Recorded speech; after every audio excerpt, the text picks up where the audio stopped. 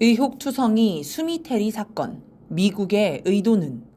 수미테리는 무슨 일을 하였나? 지난 16일 미 연방검찰이 수미테리 미국 외교협회 선임연구원을 기소했습니다. 테리는 한국계 미국인으로 미 중앙정보국과 백악관 국가안보회의에서 일한 경험이 있는 한반도 문제 전문가입니다. 검찰은 테리가 한국 정부로부터 금품과 향응을 받으며 한국 정부의 대리인이 되어 불법 활동을 했다고 공소장에 밝혔습니다. 외국인 대리인 등록법에 따라 외국 정부를 위해 일할 때는 로비스트로 공식 등록하고 투명하게 활동해야 하는데 이를 어겼다는 것입니다. 테리는 지난 10년간 한반도 문제와 한국의 정책에 관해 국내외 언론과 유력 잡지에 기고해 왔으며 강연도 했습니다. 그런데 미국은 이런 테리의 주장들을 한국의 국정원과 외교부가 요구한 내용을 따른 것으로 판단했습니다. 뉴스핌의 유신모 외교 전문 기자에 따르면 이런 일은 오래전부터 아주 흔하게 있었고 심지어 완성된 기고문을 주면서 이름만 빌려달라고 하는 경우도 있었다고 합니다. 정부가 다른 나라의 정책에 영향을 미치기 위해 그 나라에 이름 있는 인사를 포섭해 영향을 주는 일은 국정원이나 외교부의 정상적인 일상 업무라 할 수 있습니다. 외교부 역시 전문가 기고문, 칼럼 협조 요청은 통상적인 업무의 일환이라며 미국이 갑자기 왜 이러는지 의아하다는 반응입니다. 반대로 미국도 한국 정부 정책에 영향을 끼치기 위해 정치인, 공무원, 언론인, 지식인 등을 물밑에서 만나는 일이 흔합니다. 2010년대 초 전 세계를 떠들썩하게 했던 위키리크스에는 이런 사례가 많이 나옵니다. 일례로 한미 자유무역협정 협상이 교착 상태에 빠진 2006년 당시 김현종 통상교섭본부장의 행보를 봅시다. 김현종은 2006년 7월 24일 청와대 관계자 회의 후 버시바우 주한미 대사에게 전화를 걸어 한국 정부의 약제비 적정화 방안 발표에 대해서 미국 정부에 미리 알리고 공식적으로 발표하기 전에 미국이 의미 있는 코멘트를 할 시간을 주며 자유무역협정 의약품 작업반에서 협상할 수 있도록 한다는 등의 내용이 관철되도록 죽도록 싸웠다고 말했습니다. 한국 정부의 협상 대표가 미국의 협상 전략을 미리 알려주고 대응할 시간을 벌어준 다음 미국에 유리하게 협상하기 위해 죽도록 싸웠다는 것입니다. 이 밖에도 위키리크스에는 최시중 방송통신위원장을 미국 대사관의 오래된 정보원, 김승호 청와대 비서관을 미국의 가치 있는 정보원이자 절대 보호 요망 정보원, 엄종식 통일부 차관을 미국의 통일부 정보원이라고 표현한 내용이 나옵니다. 또 반기문 청와대 외교안보수석은 노무현 대통령을 따돌린 정보원, 박선원 청와대 비서관은 남북정상회담 관련 보안 정보를 미국에 유출한 정보원이었습니다. 물론 위키리크스가 이런 정보원들을 폭로했지만 아무도 처벌받지 않았습니다. 또 25일자 조선일보 기사 서울엔 수미테리 뺨치는 외국 앞잡이가 수백 명 있다 에는 전직 방첩기관 관계자에 따르면 외국 정부의 국익을 위해 한국 정부 관계자나 정치인들을 만나 선물을 주고 정보를 주입하는 전문가 탈을 쓴 사실상의 외국 로비스트들이 서울에만 수백 명이 있다 라고 나옵니다. 아무튼 미국 검찰에 따르면 한국의 정보원들이 테리와 만나 식사를 하고 쇼핑하는 모습이 CCTV에 고스란히 잡혔습니다. 면세점에서는 신분을 공개하고 영수증을 챙기기도 했습니다. 무능해서 그랬을 수도 있지만 관행적으로 하는 일이라서 문제가 되지 않을 거라 여겼기 때문이기도 합니다. 해당 요원도 비공개 활동을 하는 블랙 요원이 아니라 신분이 공개된 화이트 요원이라고 합니다. 그래서 이번 테리 사건이 뭔가 정치적, 외교적 목적에 따른 기획된 사건일 수 있다는 의혹이 나옵니다. 미국이 뭔가 윤석열 정부를 향해 신호를 보낸 것 아니냐는 것이죠. 특이한 건 문재인 정부 때는 테리가 청탁기고를 하지 않았다고 합니다. 공소장에는 문재인 정부 시기에도 명품 선물을 여러 차례 받았다고 나와 청탁 자체는 있었던 듯합니다. 그렇다면 청탁을 받았지만 내용이 자신의 성향과 맞지 않아서 기고를 하지 않은 것으로 해석할 수 있습니다. 즉 테리는 기본적으로 대북 강경 정책을 지향하고 화해 협력 정책을 반대함을 알 수 있습니다. 실제로 테리는 2014년 북한 정권 붕괴가 필요하다고 주장했고 2017년에는 개성공단 재개를 반대했으며 통일 이후에도 미국이 한국을 통제해야 한다고 주장했습니다. 문재인 정부 시기에는 종전선언이나 평화협정을 반대했고 대북협상도 반대했습니다. 또 한미일 협력, 한일 협력 강화를 주장해 문재인 정부 정책을 반대했습니다. 공소장을 분석하면 박근혜 정부가 9회, 문재인 정부가 11회, 윤석열 정부가 약 23회 등장합니다. 윤석열 정부가 압도적으로 많습니다. 그런데 앞에 두 정부는 주로 연락을 주고받고 선물과 식사를 제공하는 내용이 대부분인데 윤석열 정부는 다양한 요구를 하면서 돈을 지급한 내용이 대부분입니다. 윤석열 정부가 테리에게 뭔가 많은 요구를 했음을 알 수 있습니다. 이는 다시 말해 윤석열 정부가 미국을 향해 할 얘기가 많았다는 뜻이 됩니다. 공소장에 적시된 기고 사례 가운데 눈에 띄는 글이 있습니다. 지난해 1월 19일 미국의 유력 외교 전문지 Foreign Affairs에 기고한 새로운 북한의 위협입니다. 국정원 요원이 저녁 식사를 대접하며 확장 억제 강화의 필요성을 설명했고 그에 따라 쓴 글입니다. 테리는 이 글에서 2022년 가장 간과된 지정학적 발전 중 하나는 북한의 핵무기 프로그램이라면서 북한의 미사일 능력이 급격히 향상됐지만 바이든 행정부는 이를 달성할 방법에 대한 새로운 정책을 내놓지 못했다라고 비판합니다. 그러면서 이러한 모든 상황은 미국과 동맹국이 북한 정권에 대한 억제력을 강화해야 할 시급한 필요성을 분명히 보여준다라고 하였습니다. 이걸 보면 윤석열 정부는 테리를 통해 북한 핵미사일이 무서운데 왜 미국은 대처를 안 하나 빨리 확장 억제를 강화해주라는 말을 하고 싶었던 듯합니다. 22일 방송한 김어준의 겸손은 힘들다 뉴스공장에 출연한 김준영 조국혁신당 의원은 테리가 윤석열 정부의 요구에 맞춰 핵협의그룹을 만드는 데 기여했을 것으로 추정했습니다. 당시 윤석열 정부는 사실상 핵공유, 사실상 핵배치 같은 말을 계속했고 미국은 아니라고 부인하는 일이 반복되었습니다. 아마 미국은 대체 윤석열 정부가 왜 자꾸 저런 억지를 부리나 독자 핵무장하려고 준비하는 건 아닌지 의심하며 조사했고 거기에 테리가 연루되어 있음을 포착하고 이번에 본보기로 날린 것 아니냐는 것입니다. 미국이 테리를 때린 것은 윤석열 정부를 때린 것이나 마찬가지로 볼 수 있습니다.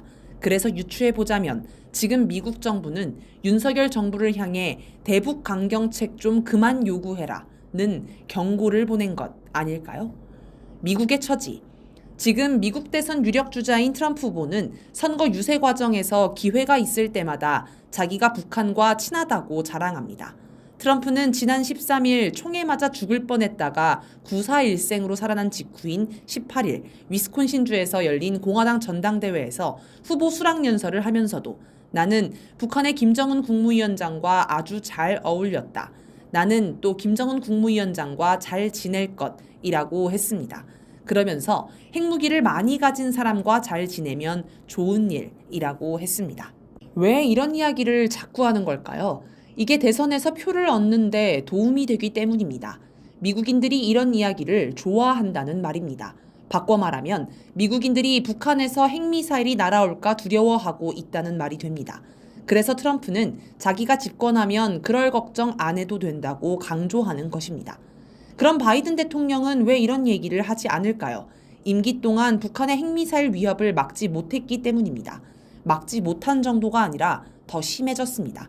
아마 바이든도 트럼프처럼 북한과 대화를 해서 핵미사일 위협을 멈추고 싶었을 것입니다. 윤석열 대통령 취임 직후인 2022년 5월 20일 바이든이 한국을 방문한 적이 있습니다. 그때 주한미 대사관이 문재인 전 대통령에게 연락해 바이든 대통령이 문 전 대통령을 개인적, 비공식으로 만나고 싶다라며 일정 조율을 청했습니다. 그러나 방한 직전인 19일 최종 무산을 통보했습니다. 대통령이 다른 나라를 방문해 그 나라의 전직 대통령을 만나는 것은 현직 대통령에 대한 굉장한 결례입니다. 그래서 당시에도 여러 논란이 있었습니다. 윤석열이 미국에 강력히 항의해서 결국 무산되었다는 이야기도 돌았습니다. 바이든이 외교 결례를 무릅쓰고 문재인 전 대통령을 만나려 한 것은 북한과의 통로를 잇기 위해서였습니다. 윤석열 정부가 대북 돌격대를 자처하고 미국도 그런 용도로 활용할 구상이었기에 윤 대통령을 대북 대화 통로로 쓸 수는 없었습니다. 그래서 남북정상회담의 경험이 있는 문재인 전 대통령을 대북 특사로 보낼 구상이었던 것입니다. 사실 트럼프도 북미 정상회담을 하기 전에 남북 정상회담을 먼저 하도록 했습니다. 북한과 제대로 된 소통 창구가 없으니 문재인 전 대통령을 자신의 특사 역할로 활용한 셈입니다. 그렇게 문재인 전 대통령이 다리를 놓아 북미 정상회담이 성사되었습니다. 바이든도 이걸 떠올렸을 것입니다. 바이든 정부는 북한이 미사일을 발사하는 등 군사행동을 할 때마다 조만추, 조건 없는 만남 추구를 외치며 묻지마 대화를 북한에 요청했습니다. 그러나 북한이 이를 냉정하게 거절했습니다. 미국이 말만 하고 실제 대화를 위한 행동을 보여주지 않았기 때문입니다. 그런데 그것 외에 윤석열 정권이 대북 강경책으로 일관하면서 북미 대화 분위기를 번번이 깨버린 것도 이유입니다. 올해 3월 4일 미라레프퍼 백악관 국가안보회의 아시아대양주 담당 선임 보좌관이 북한 비핵화와 관련해 중간 조치를 고려할 것이라고 처음 밝혔습니다. 정박 미 국무부 대북정책 담당 부차관보도 중간 조치는 당연하다며 워싱턴 기류에 변화가 있음을 시사했습니다. 그러자 4월 27일 장호진 대통령 국가안보실장이 방송에 출연해 미국의 상당한 고위층을 포함해서 여러 차례 중간 단계라는 것은 없다고 확인했다라고 하였습니다. 북한과 타협하려는 미국의 발목을 잡은 것입니다. 답답해진 미국이 일본을 통해 북한과 접촉을 해보려고 시도했습니다. 그래서 기시다 총리가 북일 정상회담을 언급하기 시작했습니다. 그러자 김영호 당시 통일부 장관은 북한이 서울을 거치지 않고 워싱턴과 도쿄로 절대 갈 수 없다라며 강력히 반대했습니다. 앞에서 본 것처럼 테리를 통해 확장 억제 강화를 요구한 것도 마찬가지입니다. 사실 미국 처지에서 이미 한국에 해구산을 제공하겠다고 했는데 윤석열 정부가 그걸로 만족하지 않고 뭔가 더 해달라고 매달리고 그 과정에 독자 핵 개발까지 운운하니 답답할 노릇이었을 것입니다. 그래서 전략 핵무기를 수시로 한반도에 보내주고 핵 협의 그룹을 만들어주는 등의 합의를 해줬습니다. 군사적으로는 효용성이 매우 떨어지는 합의들이지만 북한을 자극하기 충분한 내용입니다. 결국 윤석열을 달래느라 미국은 북한과의 대화가 더 어려워졌습니다. 이런 과정을 돌아보면 윤석열이 마치 물귀신처럼 바이든을 물고 늘어진 것 같습니다. 그리고 그 결과 바이든은 대선에서 미국 유권자에게 별다른 내세울 성과가 없습니다. 우크라이나 전쟁이나 팔레스타인 이스라엘 전쟁에서 성과를 내지 못했는데 북한 문제에서도 성과가 없으니 미칠 노릇입니다. 그런데 트럼프는 그런 바이든의 약점을 잘 알고 있는지 계속 이 문제를 거론합니다. 그러니 바이든은 더 열받을 것입니다. 이제 바이든 임기는 반년 정도 남았습니다. 그런데 최근 어쩔 수 없이 재선을 포기했습니다. 정말 답답하고 미칠 노릇일 겁니다. 그래서 윤석열에게 무언가 화풀이 겸 경고를 하려는 차원에서 테리를 기소한 것 아닐까요? 정박 부차관보도 5일 사임했습니다. 미 국무부는 사임 이유를 설명하지 않았습니다. 현 정부 임기가 반년 정도 남았고 사실상 대선이 진행되는 11월이면 실질적으로 임기가 끝나는 것이나 마찬가지인데 굳이 지금 사임하는 것도 이상합니다. 아마 대북정책 담당인데 성과를 못 냈다고 질타를 받지 않았을까 싶습니다. 테리 기소와 연관이 있을 수 있습니다. 노컷뉴스는 2021년 1월 2일자 한국계 전문가가 더 강경, 바이든 대북정책의 숨은 변수에서 바이든 행정부 인수위 기관검토팀에 낙점된 정박 브루킹스 연구소 한국석좌와 수미테리 미 전략국제문제연구소 선임연구원, 수김 랜드연구소 연구원 등을 대표적인 대북강경파 전문가로 꼽으면서 바이든 정부 내 단계적 해법 세력과 대립한다고 소개했습니다. 이걸 보면 정박이 이제 와서 중간 조치를 주장하긴 했어도 기본적으로는 대북 강경파였음을 알 수 있습니다. 다시 트럼프 얘기를 좀 더 해봅시다. 트럼프는 핵무기를 많이 가진 사람과 잘 지내면 좋은 일이라고 했습니다. 트럼프는 북한이 핵을 많이 가졌으니 친하게 지내야 한다고 말하고 있습니다.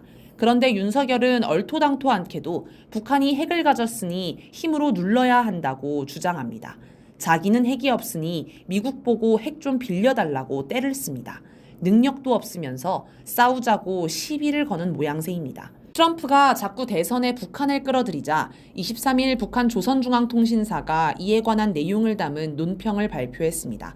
논평은 트럼프가 대통령으로 있을 때 순회들 사이에 개인적 친분 관계를 내세우면서 국가 간 관계들에도 반영하려고 한 것은 사실이지만 실질적인 긍정적 변화는 가져오지 못하였다. 공은 공이고 사는 사라고 국가의 대외 정책과 개인적 감정은 엄연히 갈라보아야 한다라고 하였습니다.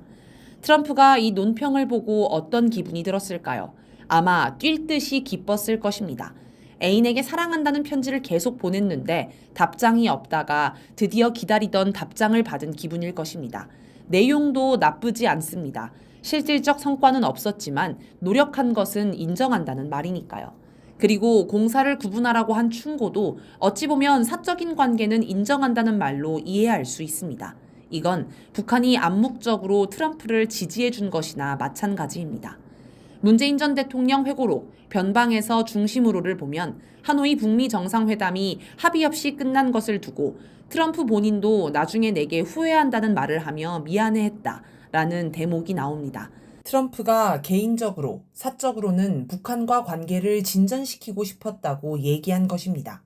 북한의 핵미사일이 날아오지 못하도록 대화에 목을 매는 미국. 눈치 없이 일전불사를 외치며 분위기를 깨는 윤석열. 윤석열 정부는 지금 한미 관계가 역대 최상이라고 하지만 전혀 그렇지 않아 보입니다. 윤석열이 과연 미국의 경고를 제대로 이해하고 있을지 의문입니다.